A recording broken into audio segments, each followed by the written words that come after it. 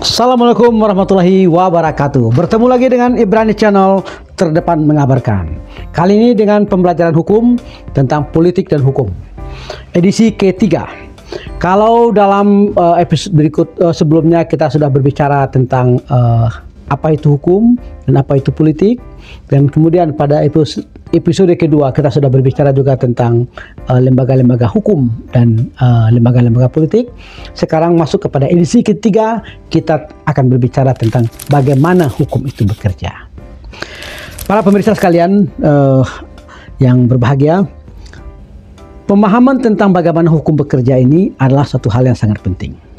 Karena dengan demikian para pencari keadilan, para pemangku kepentingan hukum itu tahu dia apa yang menjadi hak dan kewajibannya. Dan bagi orang-orang yang ada persoalan hukum juga tahu bagaimana hukum itu bekerja, sehingga dia juga bisa memantau bagaimana suatu proses daripada penyelesaian suatu perkara-perkara hukum. Baik, sebagaimana sudah kita sampaikan sebelumnya bahwa hukum dan politik itu adalah saling kait satu dengan yang lain. Begitu juga hukum itu terkait juga dengan lembaga-lembaga yang ada. Jadi kita berbicara tentang bagaimana hukum itu bekerja. Ada beberapa teori yang mengatakan tentang teori bagaimana hukum itu bekerja. Jadi hukum itu bekerja itu adalah melalui lembaga-lembaga hukum ataupun instrumen-instrumen hukum. Sebagaimana kita melihat ada pengadilan, ada polisi, ada jaksa dalam hal perkara perdata, dan juga ada mahkamah konstitusi dalam hal sengketa pemilu dan juga sengketa undang-undang, dan juga ada peradilan tata usaha negara dalam hal itu adalah sengketa tata usaha negara, dan juga ada peradilan militer ketika itu berkait dengan masalah hukum militer, dan juga ada peradilan niaga dan ketika itu berkaitan dengan masalah perniagaan. Ya, jadi dalam hal ini hukum itu bekerja sebagaimana sudah disebutkan sebelumnya, bahwa hukum itu adalah norma yang sudah dipositifkan, sehingga dia merupakan suatu aturan yang penerapannya itu ditentukan ataupun difasilitasi atau dilaksanakan oleh lembaga-lembaga negara. Umpama ada seseorang yang berhutang kemudian tidak membayar, maka seorang yang tadi punya hak tadi untuk menagih hutang tersebut, dia akan datang ke pengadilan, apakah itu dia datang sendiri atau melalui kuasa hukum. Ya, kemudian dia akan membuat gugatan ya untuk disampaikan kepada pengadilan untuk memanggil kepada orang yang berpiutang tadi. Sehingga dengan demikian pada waktunya ketua pengadilan akan menentukan majelis hakimnya, kemudian memanggil para pihak. Nah, jadi di situ ketika seseorang yang tadi mempunyai hutang tidak membayar tadi, kemudian dibuat gugatan ke pengadilan tadi, maka mulailah hukum bekerja. Jadi hukum bekerja melalui lembaga-lembaga yang ada, institusi yang ada. Termasuk juga dalam hal ini adalah dengan adanya seorang kuasa hukum. Jadi kuasa hukum itu juga termasuk ornamen ataupun elemen yang membuat hukum itu bekerja.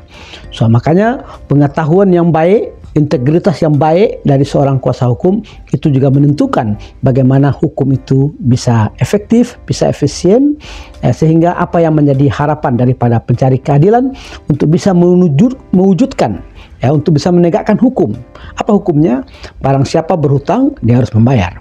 Ketika ada orang berhutang tidak membayar, itu maka akan ada penerapan hukumnya, yaitu nanti hakim akan memerintahkan kepada yang bersangkutan untuk membayar hutangnya. Itu dalam hal perkara perdata ataupun sengketa kepemilikan. Ya, menurut si A ini adalah milik dia, menurut si B ini adalah milik dia. Oleh karena itu, barang siapa yang merasa berkepentingan ini, dia bisa menggugat. Ya, nah bagaimana itu menerapkannya itu? Nah itu nanti pengadilan yang akan memutuskan. Ya, oleh karena itu peran-peran daripada para elemen hukum tadi, apakah itu dia melibatkan kuasa hukum atau langsung kepada para pihak itu, maka nanti hukum bekerja.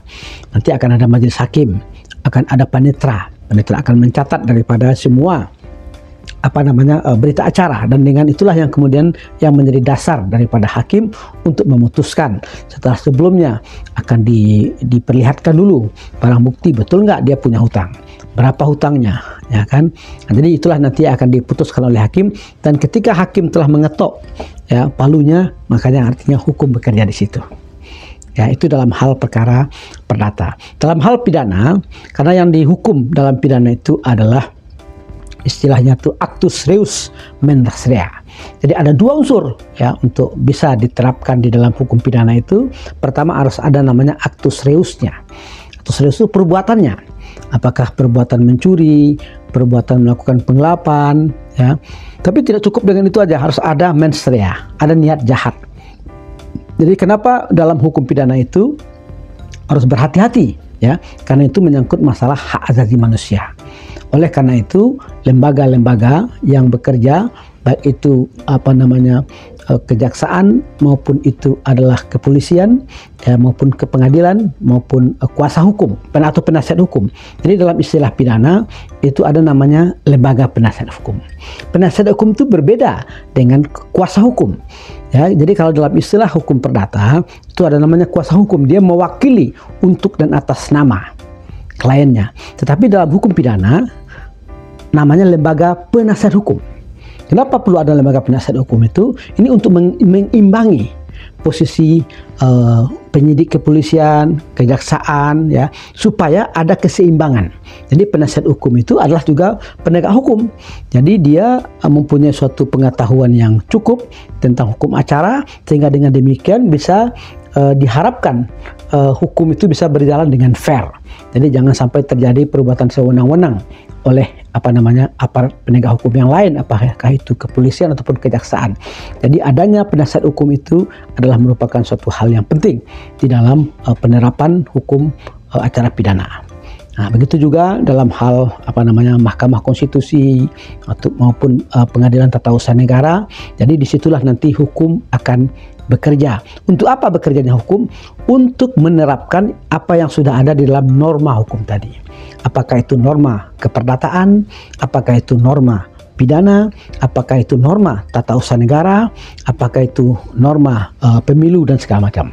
Dan satu hal lagi yang penting juga dipahami oleh khalayak semua, bahwa karena kita ini Indonesia adalah negara hukum, jadi setiap lembaga-lembaga hukum ini juga harus taat kepada hukum.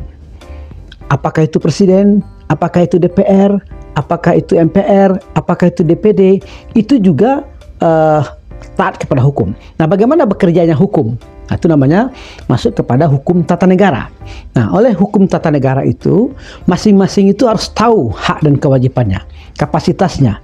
Nah, kalau seseorang yang mengemban tugas jabatan dalam katakanlah sebagai lembaga DPR yang punya hak legislasi, yang mempunyai hak pengawasan, yang mempunyai hak budget, tidak mengerti dengan apa yang akan dia perjuangkan, apa yang menjadi hak dan kewajibannya, tentu nanti dia akan didominasi oleh eksekutif. Begitu juga eksekutif, ya, dia juga harus tahu hak dan kewajibannya, mana batas-batasan yang telah ditentukan hukum, karena hukum itulah yang menjadi landasan daripada berjalannya negara hukum ini.